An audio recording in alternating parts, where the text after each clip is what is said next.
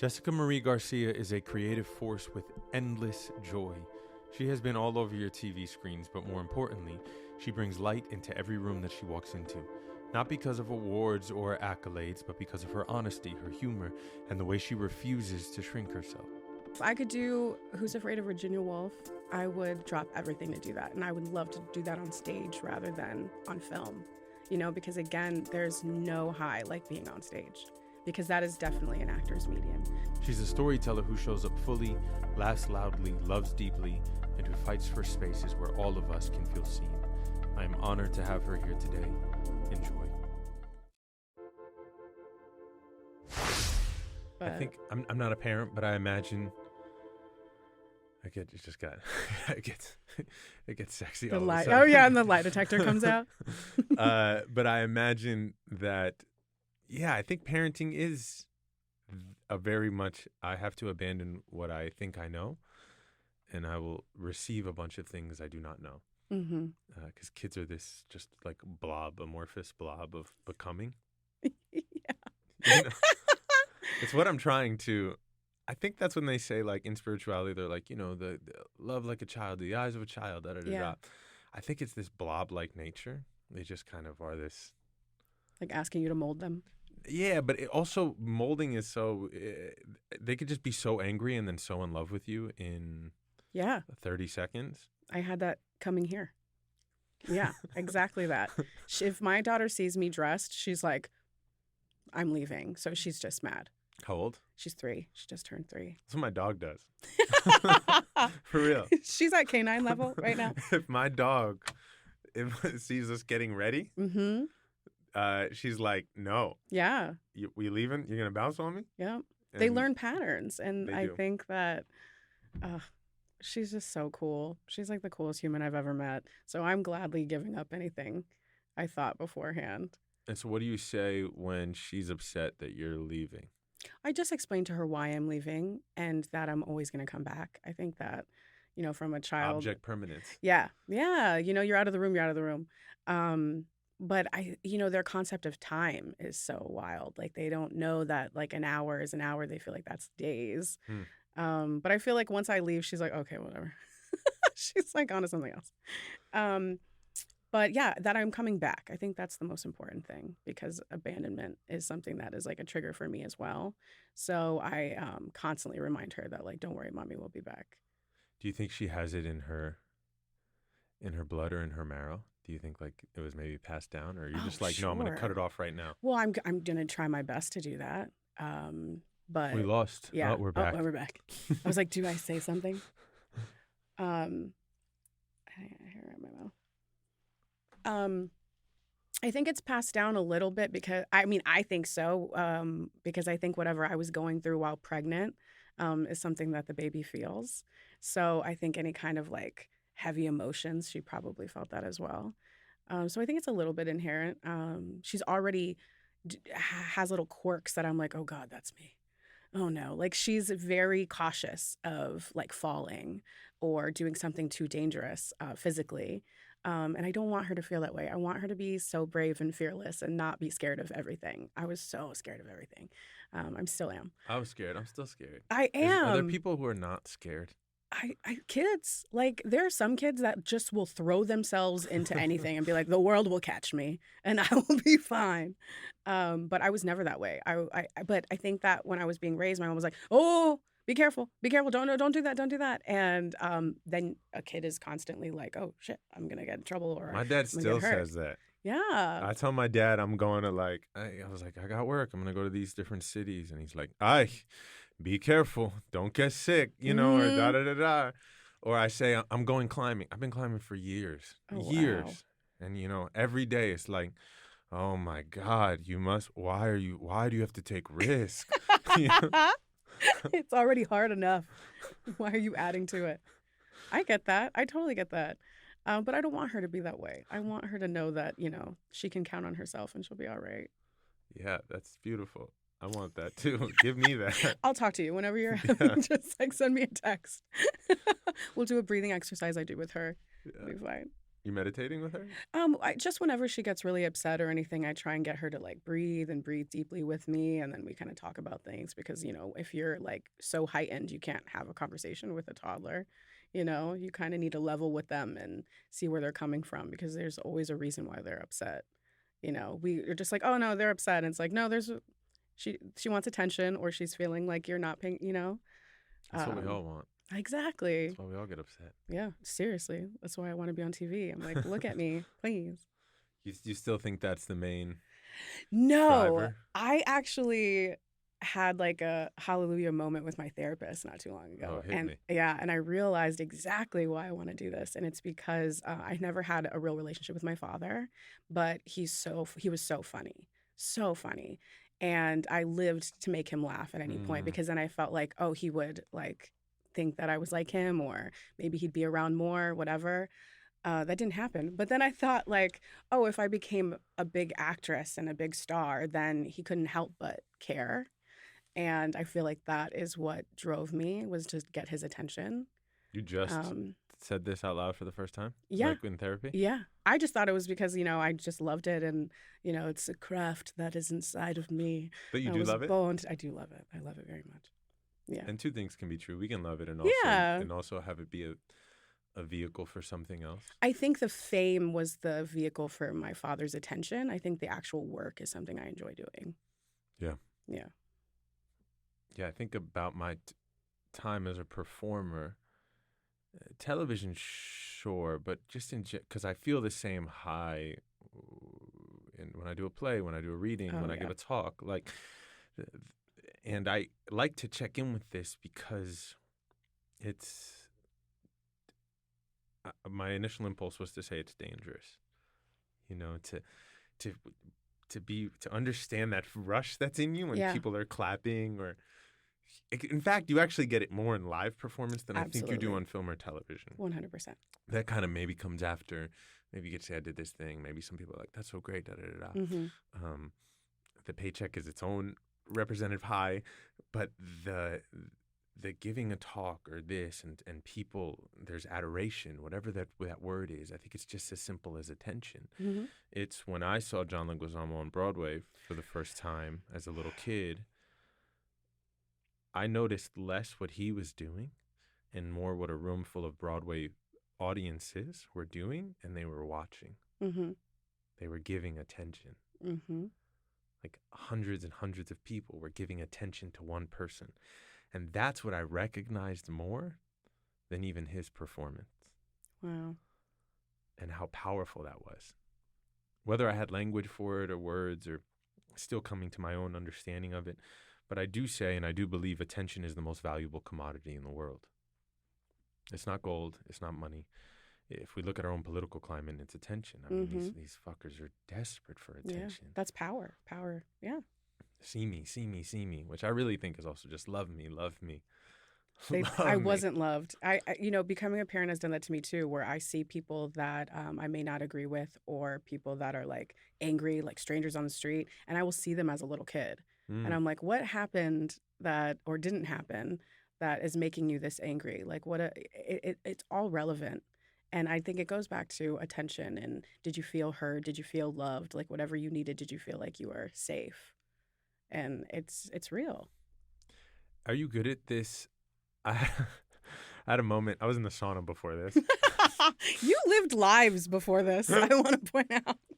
So I was in the sauna, and the sauna, I like it when it's quiet. Mm-hmm. And every once in a while, someone comes in the sauna. I was going to say, is it loud? Who talks. Oh, no. A lot. Oh, no. Also, this person might listen to this and know exactly who they are. And I love you. They were talking. Everything was, I talk like this, a story. And I'm just like, bro, I'm just trying to chill. Like, this is great time for silence. Yeah.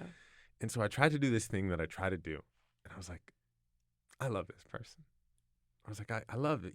Like maybe that's your seeing them as a little kid. I try to see them as like, you are God. I love you. Yeah.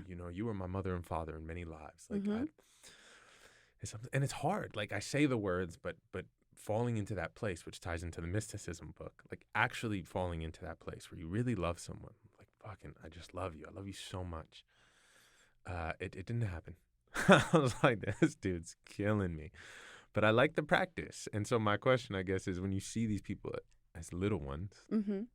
do you love them, or does it just do you kind of just think about it, or does it maybe shift something actually inside you? Oh yeah, I feel like an empathy or almost, and it's probably not the right word, but sorry for them Hmm. that like they weren't given that, so they feel like they have to act out this way.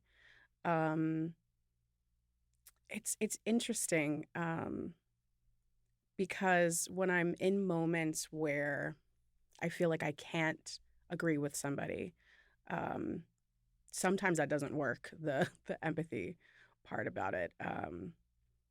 I feel like I get more. I guess it depends on where if they're open about where they come from or what they've been through. Um, if I feel like they've been more privileged than me, then there are times where I'm like, yeah, I don't have any empathy for you. So I think those are things that I have to work on as well.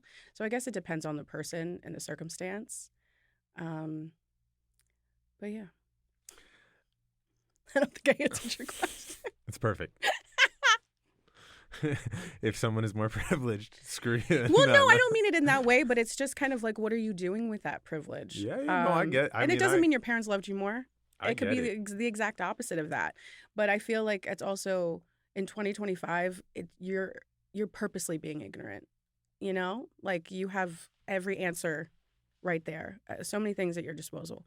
So if you are somebody that's like just leads in anger or treats people a certain way because they're different than you, then I just have less empathy.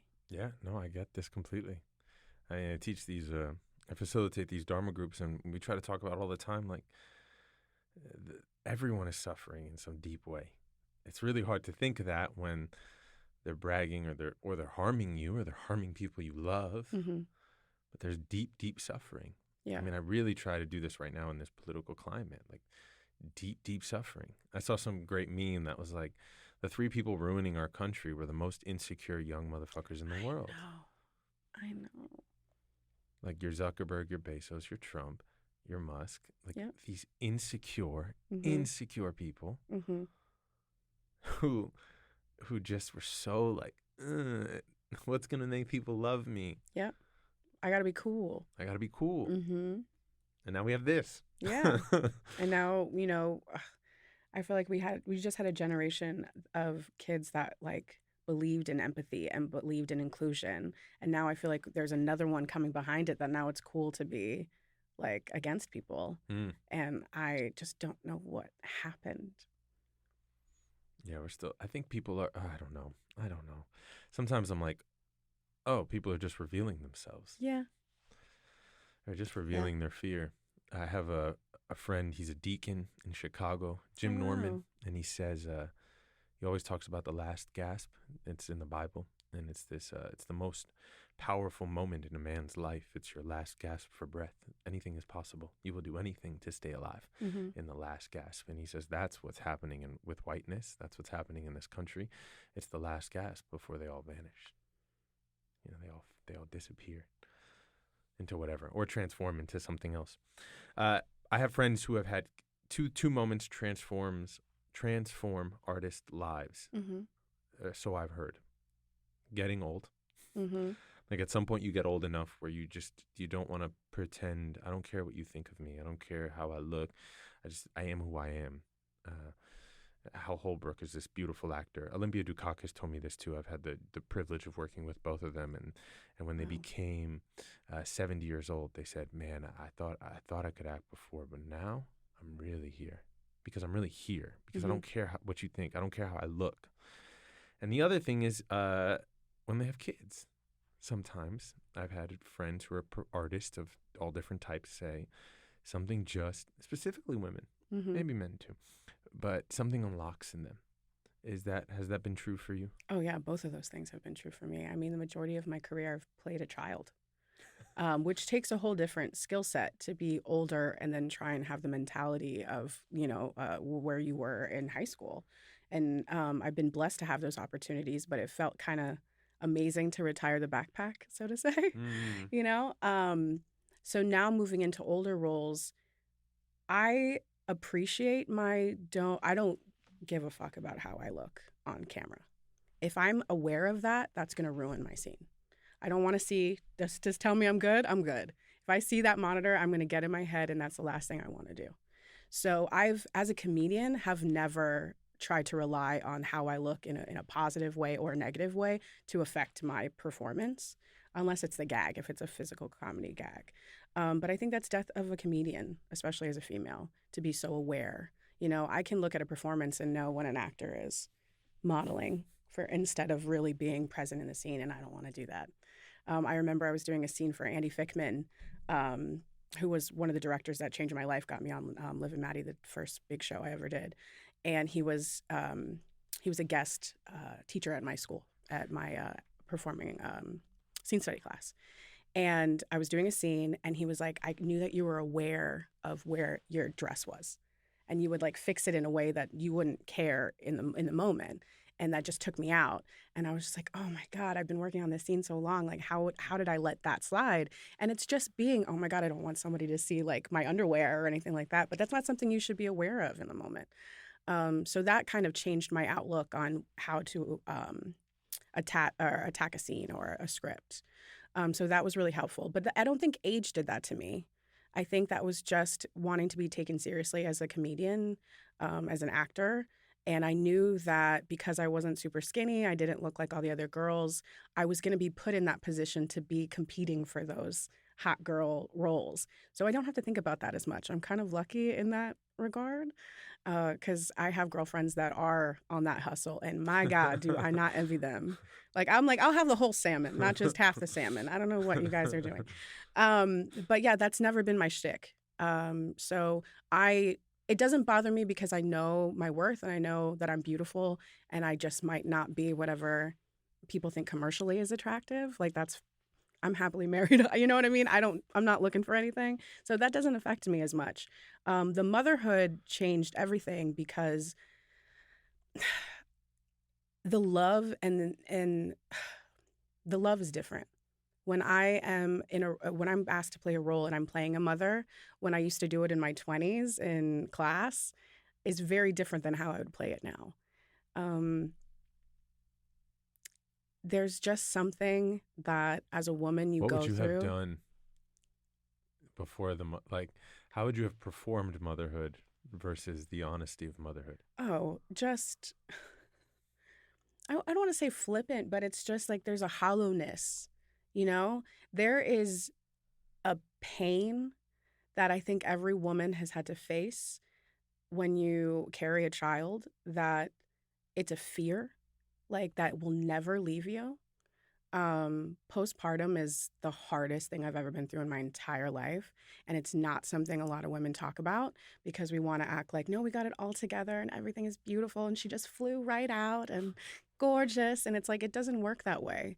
Your DNA literally changes when you give birth. And it's, I'm not the same person that I was before I gave birth. There is a light in me that's not, I wouldn't say it's dimmed, but it's a different color. There's another gel on that light, you know? It's a layer of who I am. I grew up, you know, there is a ego that goes away after giving birth. I feared that I was too selfish of a person to be a mom. And then when I actually became a mom, I realized that also goes away. All my dreams have changed.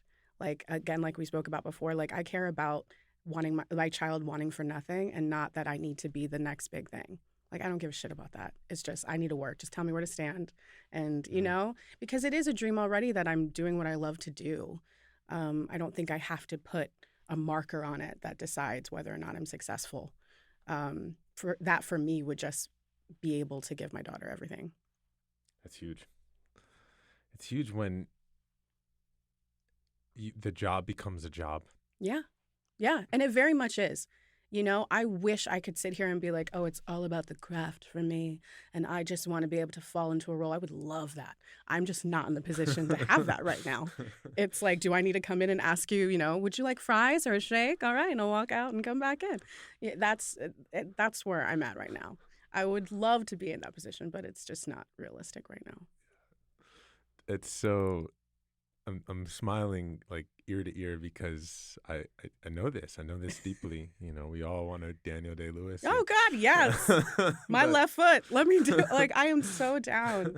If I my could left foot do too. right, if I could do Who's Afraid of Virginia Woolf, I would drop everything to do that. And I would love to do that on stage rather than on film. You know, because again, there's no high like being on stage.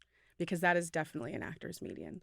You know, TV and film, that is a That's the director's medium. best. Like that doesn't matter what I'm Stage is saying. the Yeah, best. the stage is just, oh my God. But that's also why I love multicam, because that Friday night when you get a live audience, you get like a little bit of that.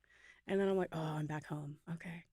But even then, it feels, you know, they're like all, there's the guy Oh, telling yeah, you yeah, yeah, to yeah. There's a laugh hype and man.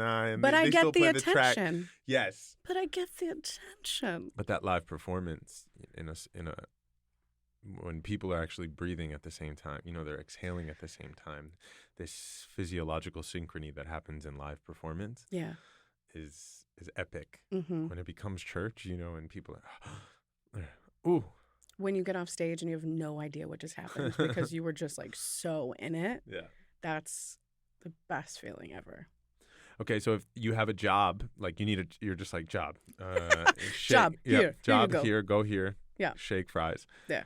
How are you getting your fill of My Left Foot? You know, how are you Yeah. getting your Virginia Woolf fill? I write my own.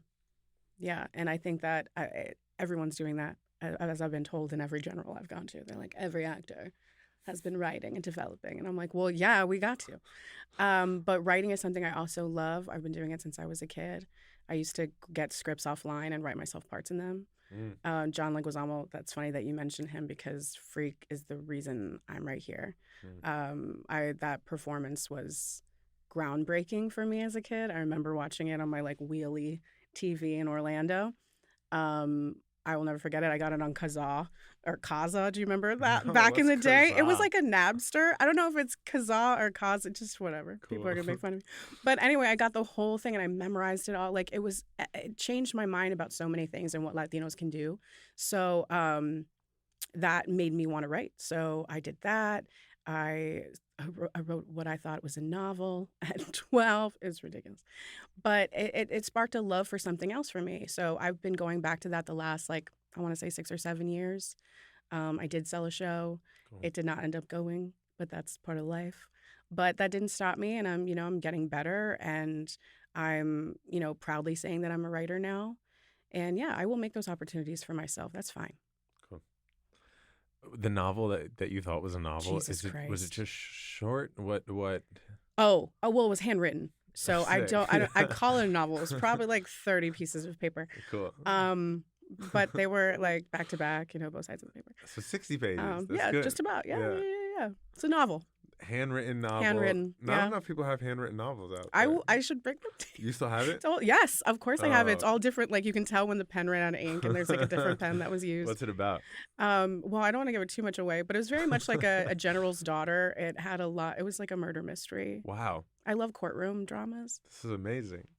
Do we need to bring this to life? We might. That's why I don't want to say too much. Maybe there's a play. I might have been onto something. Oh yeah, very much so. Yeah, I wrote that when I was in my A Few Good Men bag. Like I would watch A Few Good Men like 3 times a week when I was younger. I loved it. I don't think a lot of people breathed have for a it. Few Good Men bag. They should.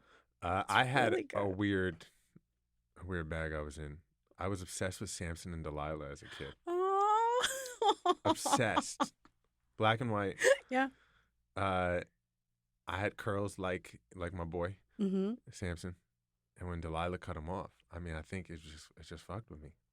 But I think I haven't watched the movie in a long time. Uh-huh. Pretty sure it's probably not appropriate. Appropriate. Well, I yeah. just mean like it's probably wildly sexist and Most of the films that I loved are. and- Yeah. Yeah. But yeah, I was forever. I was like, you can't cut my hair. No. You can't do it. I'm gonna lose all my power. And did you? No, I still fine. Yeah. I still have mysticism. Yeah, it wasn't. Yeah, I still have mysticism. It wasn't in the curls, but the curls are beautiful. I love that was your movie. What are you? Yeah, Samson and Delilah. I'm trying to think if I had another one. No, I have so many. like that you were like Oh yeah. obsessed with. in Demolition Man. That was Oh, a great. huge one for me. Wow. Huge one for me. I wanted to be Sandra Bullock in every movie ever. moment? Great pinball game. Yes. The Demolition Oh, Man wait. pinball machine. Like a literal one? Oh, yeah. Like they made a pinball machine of Demolition Man. It's Were there fantastic. 3 seashells in it? I can't tell you. Oh, God. Okay. But it's great. It's really fun. Might want to play it. Yeah. Demolition Man, that was a big one. Goofy movie, that was another big one. Wow. That was a good one. That's a good one. That's a great one. Yeah. It brings tears. It's such a good movie. Yeah. Goofy movie. Goddamn. I'm very random. I love all of the things. That fits. I mean, that's what we need to. Yeah, that fits. You look random. No, just diversity of taste. Yeah, leads absolutely. to diversity of spirit. Yeah, I think we need that as a community too in our films. I think we're trying to tell a lot of the same story, and I think that's where we. Oh, I don't think we're trying to tell the same Not story. us. I think white people are trying to just Correct. sell the occasional brown thing, and then I would like us to have a Goofy movie. I would like us to Right? have a Demolition Man. I'd like us to have a Harry Met Sally. I'd like us to have just also some really bad shit. Like that's kind of part of the problem Yeah, is we're not allowed yeah. to fail because it's like I told you, Mm-hmm. and if we, but I don't have the solution to that right now, especially since I mean shit costs money and Oh my God, so much money. so I don't know. What's the solution? What happens? Who takes risks? I think a lot of people in our community talk about helping each other, but Yeah. they don't Yeah, 100%. transparently. Yep. They talk a big game. They throw dinners about helping each other. We take pretty pictures. They take unbelievable We take pictures. such good pictures. Such good pictures, but when push comes to shove and you say like, "Yo, I need this cash. Can you make this phone call?" It somehow doesn't happen. Right. And so, what's the deal? Why is it not happening? I think that a lot of the Latinos that have made it, so to speak, I feel like they're kind of in similar boats where they can't take as many risks and they're being told the same things. I don't know what it's like to be in that position, so it's hard for me to tell you, well, like, they could fight harder or they couldn't. I'm sure they do. They need to. But again, I think we need to take risks on ourselves. And the only way I think that's going to happen is if we stop pandering to like people that don't exist. Like our community is so diverse, and to decide that like we need to have like an umbrella project that brings everyone together is just not fucking realistic. Wait, tell me more about who doesn't exist. Like, it's like just how the studios think that this is the Latino household. This is what it looks like. This is how we speak. This is how we eat. This is our relationships. And it simplifies who we are. When it's so complicated, it's so different. You and I could have the exact same ancestry and be raised completely differently. But we're told that we need to like the same things and grow up the same way or you don't count. And that doesn't make sense to me. I think every single one of us get othered and we all get told that we're not enough of this or that. So I feel like we just have to make things we would want to watch and then know that other people would want to watch that. We've had to... Yes, but I return to this thing, and I don't have the answer to it, but we have to make the things, but we need help to make the thing. Oh, yeah, we need people with money to give us money. But, like, that's case closed. If we had somebody go... But then they need to put money into shit that we want to see. That's the thing, is that they are making films. We just don't care about them. Yeah. Because they're showing us the exact same thing. Like, I don't want to see the Latino this or the Latino that. I want just us existing and telling a story. It's going to be Latino because we are. And I think we pander. And I want to support all of our projects. But I don't like some of our projects. So it's hard to be like, post this for us. And I'm like, yes, of course I want to post this for you. But am I being authentic and saying it's the best film or it's the best show? No.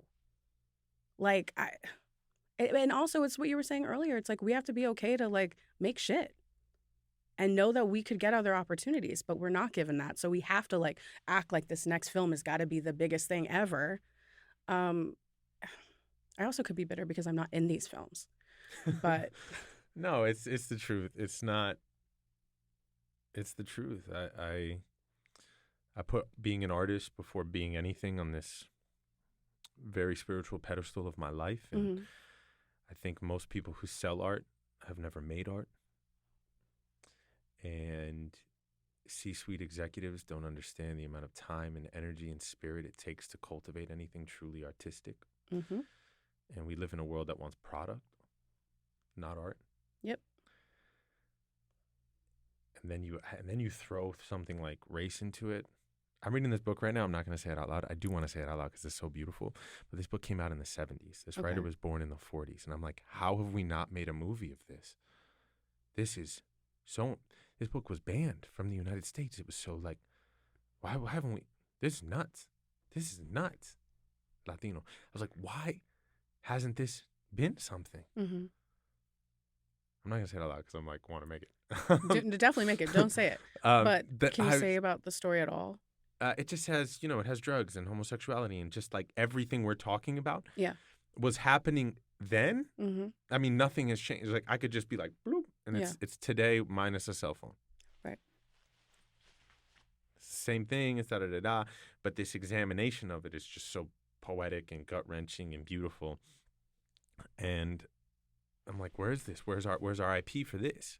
Where's our IPs? Where's our stories? Where's our novels? I know so many incredible novelists, and they're not getting the movie deals from the A24s, from the writing sick novels, Yeah. Shout out Andrew Cruz. Yeah, and I know incredible film and TV writers that have great scripts, myself included, that are just need to be given these opportunities. So I mean I agree with you. You need to get whatever rights that is. Working on it. Working on it. You got to get the lawyers on the phone. Working on it. But it's true. It's really hard. I would love if we could do like a Reese Witherspoon, and when if I post this book, then I get the rights to your book to make a film. Like that's baller. Like where's that generational wealth that we lack? I want to be that, but I also, in the meantime, want to tell any really rich white people listening to the show, who's listening, one, be a donor. I don't even have a donation page, but you can find me. Two, just pay for it. Like, pay for art. Especially in this political climate, art is the thing that I think will save us. I feel grateful to be an artist. I have a lot of people supporting my art, so I thank all of you. I cannot do it alone. Art cannot be done alone in a vacuum, and it needs that financial support. And I get sad when I go to a theater and no one's there. Yeah. I get sad that also it's hard. How are we going to be donors of people our age used to be donors of art. Mm-hmm. We used to like monthly donations, yearly donations. But now it's hard. We're scared. Yeah. Like, where are we going to put our money? Especially when I have to get Netflix, Disney Plus, Hulu, Paramount, and I have Spectrum. What am I doing? How can I also pay this theater? Right. $7 a month. But dare I say you can. Or a museum or something. No, it's so true. It's hard. It's a hard time. When everyone's struggling, it's really hard to be like, well, help me.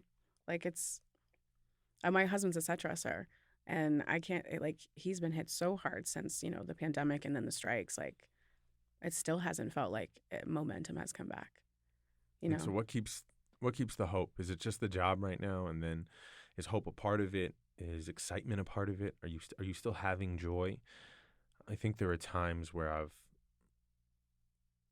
I've lost some of the allure of Hollywood because I've just kind of theater and live performance has been very generous with me lately, and it's gorgeous. Like I like seeing people's faces. Yeah. But I want to have that hope and that joy for Hollywood. But Hollywood feels like this is aggressive, like a sophisticated form of slavery. Ugh. I mean, you are a product at the end of the day, and like that's a sad reality. And it's like, are you hot right now? It sucks to know that all the films and TV shows are going to like A-list, B-list celebrities. Commercials. That have like come out of the. I'm like, you have 3 shows in syndication. Did you need to come out today? I'm not gonna call out names, but I tested for a new show, and I lost it to a movie star. Yeah. Yeah. And I was like, stay in your lane, bro. You don't even go here. Stay in your lane. It sucks. It sucks. Like, please just stay in your lane. Yeah. Yeah. You know, it's hard too because I'm not someone that's on a breakdown very often. You know, people have to kind of look outside the box in order to like want to see me. And it sucks because I feel like I'm back in 2010 when I was beginning Mm. this journey, you know? And I'm like, I've been doing this for so long. Like, people have asked on a breakdown for the young version of me. And I'm like, Stop. what the? Yes. A young Jessica Marie Garcia. I was like, how dare you? You want her to be a fetus? Ridiculous. That's got to be a trip. It is. It feels. You remember Don Cheadle was like, there's 5 stages of an actor. No, tell me this. Oh God, I'm gonna get him wrong. But it's like, who is Don Cheadle? Get me Don Cheadle. Get me a Don Cheadle type. Get me a young Don Cheadle. And who is Don Cheadle? Those are like the 5 phases of being an actor. So And fucked I'm up. at one of them. So fucked up. I know. It sucks.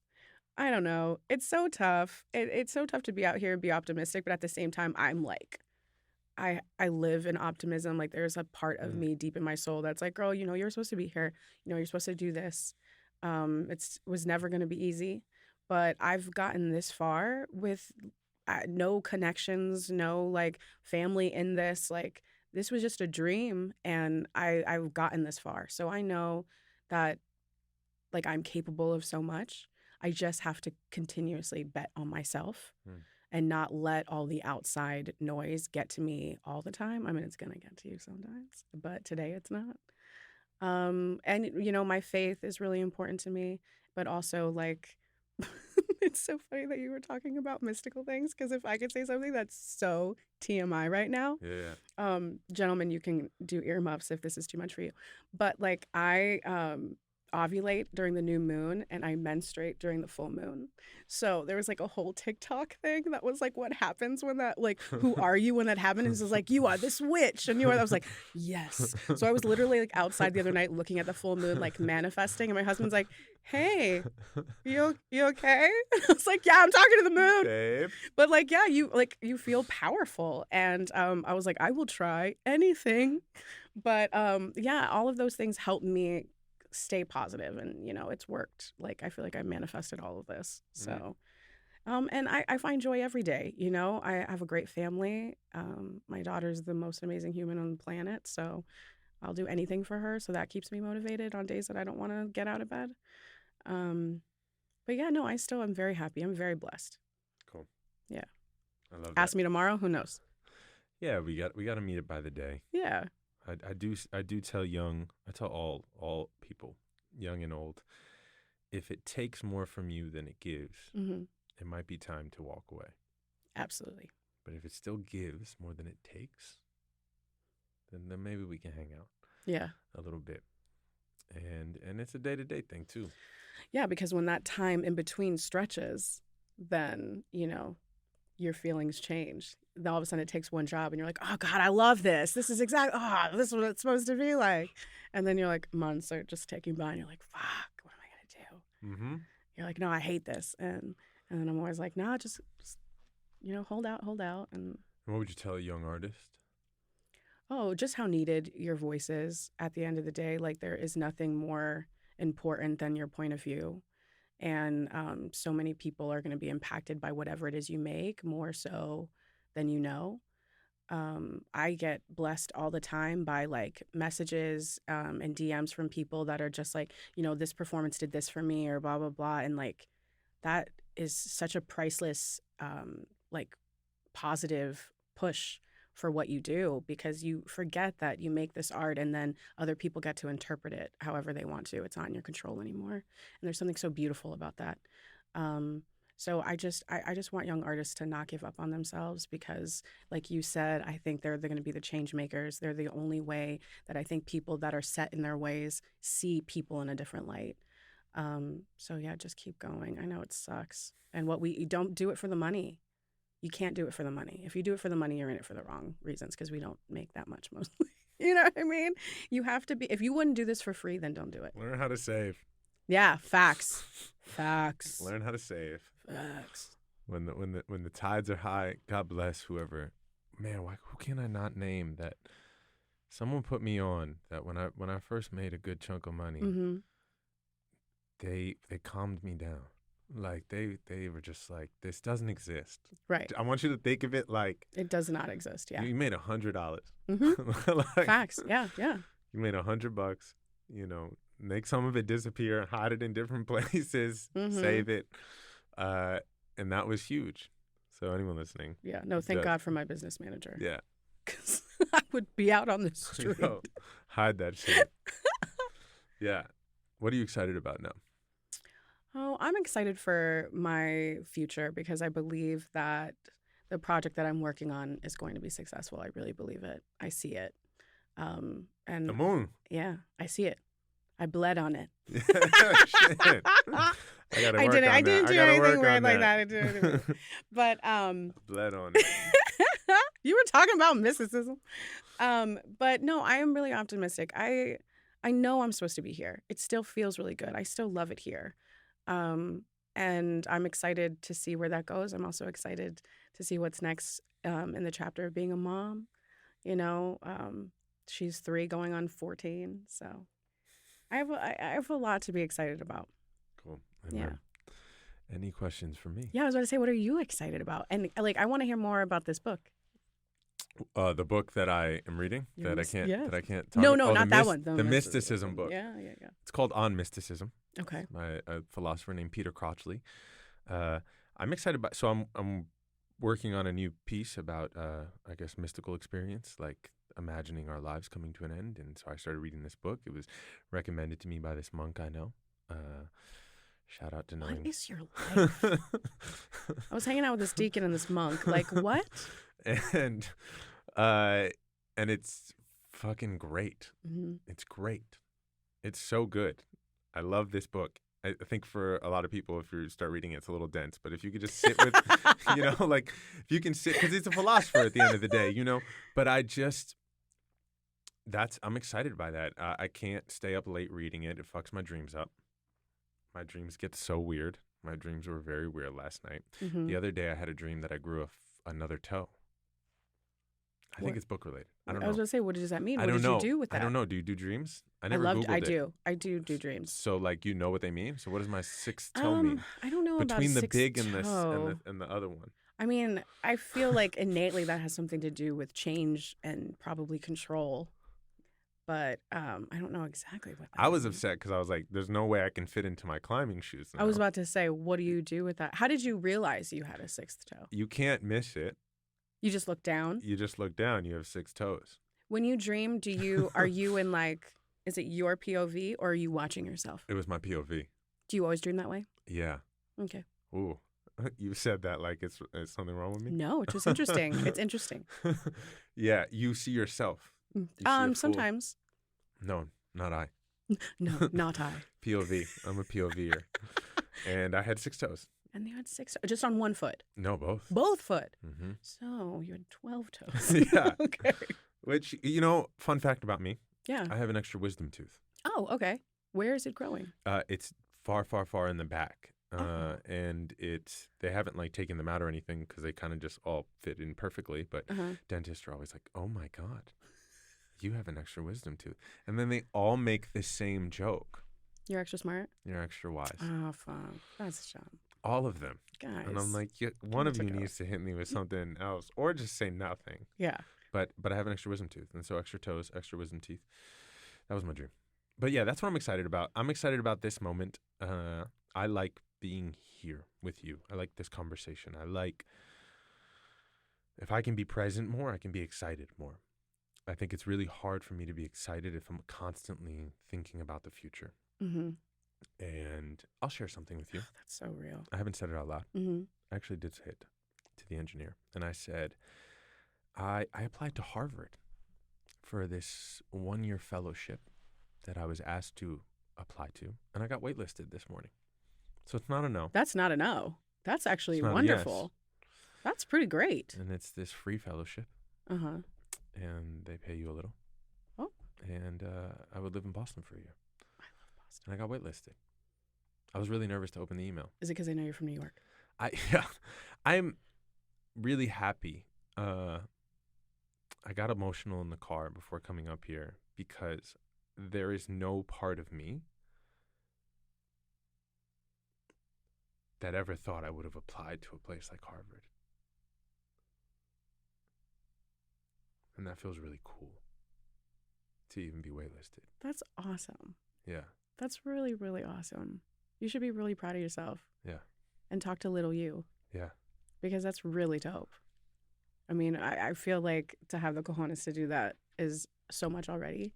But then, like, to get that back is crazy. Because I feel like so many people just get no. So that's awesome. Congratulations. Yeah, thanks. That's a big deal. Yeah. That's what I'm excited about. Like, so you're really wise.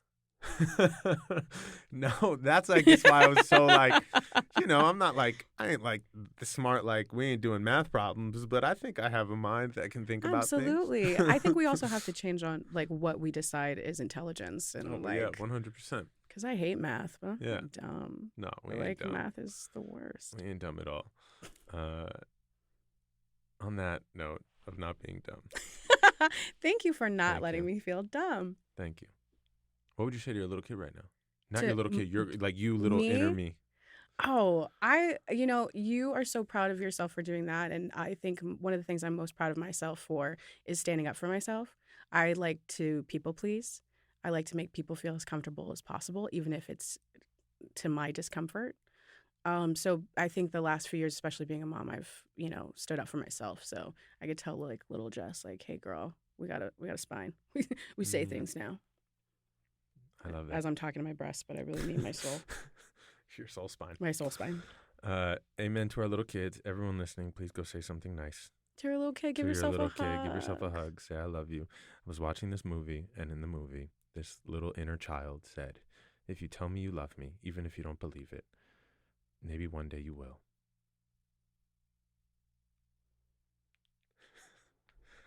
The saddest thing ever, maybe? Thanks. Let's end on that. Let's end on the saddest thing possible. Yeah. Jesus Christ. Thanks, y'all. Thank you.